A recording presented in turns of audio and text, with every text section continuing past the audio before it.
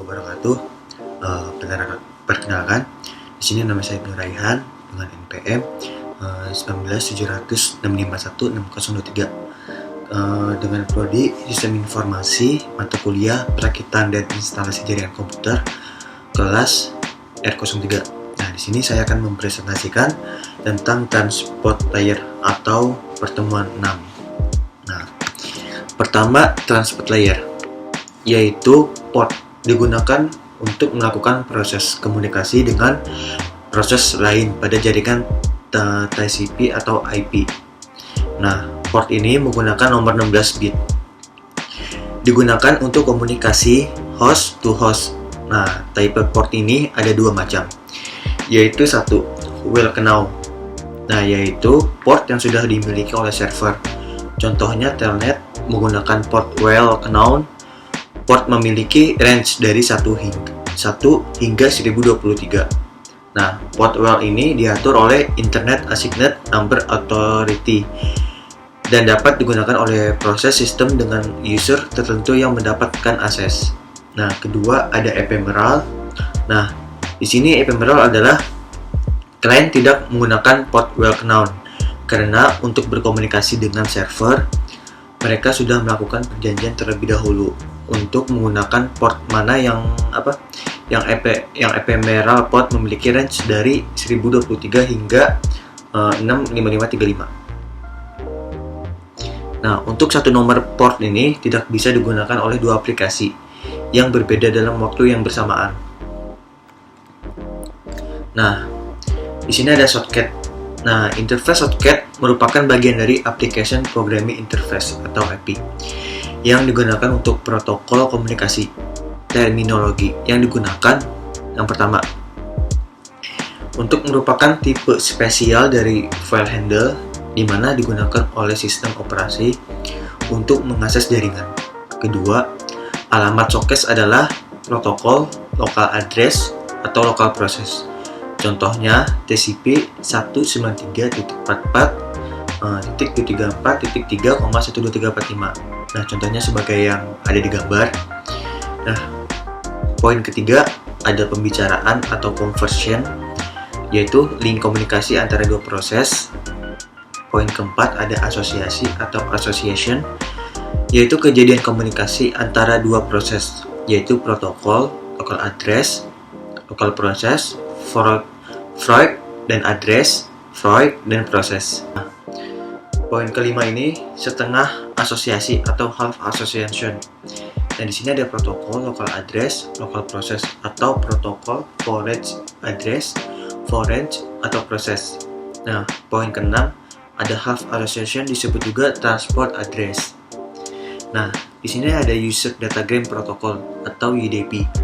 Nah, di sini UDP merupakan standar protokol dengan standar nomor 6.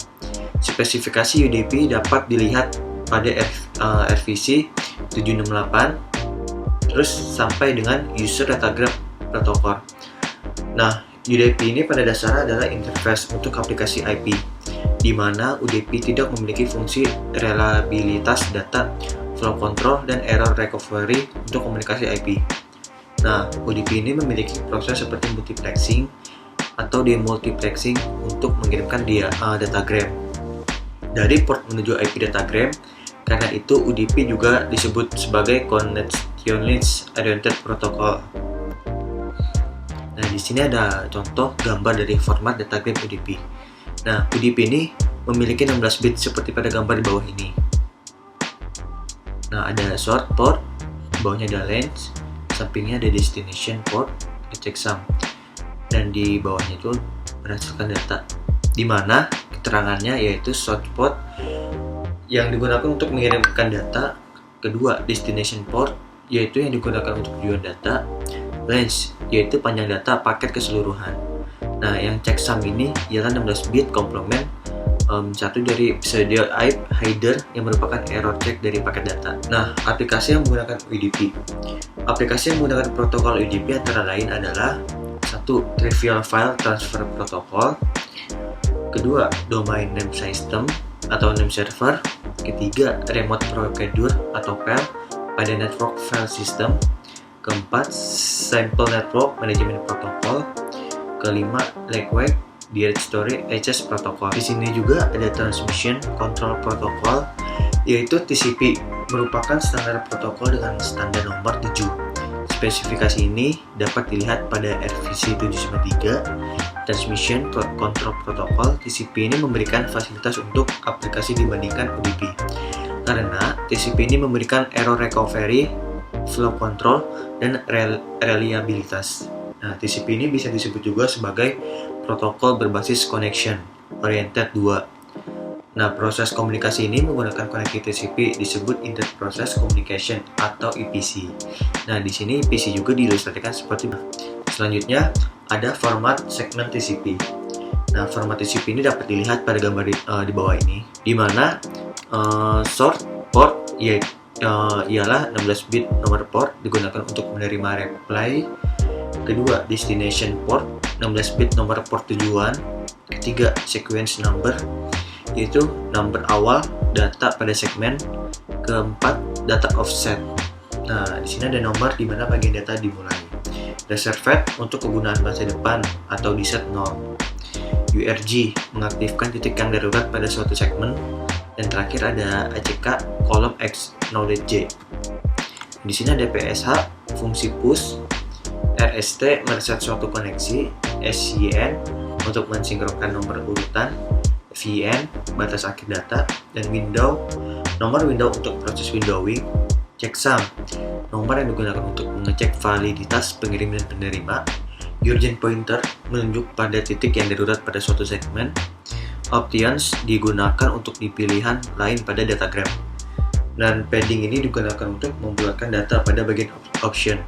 Nah, interface ini pemrograman pada aplikasi TCP digunakan dengan acara lain, yaitu pertama, open, yaitu membuka koneksi dengan memasukkan beberapa parameter, antara lain aktif atau pasif, informasi soket tujuan, nomor port lokal, nilai timeout.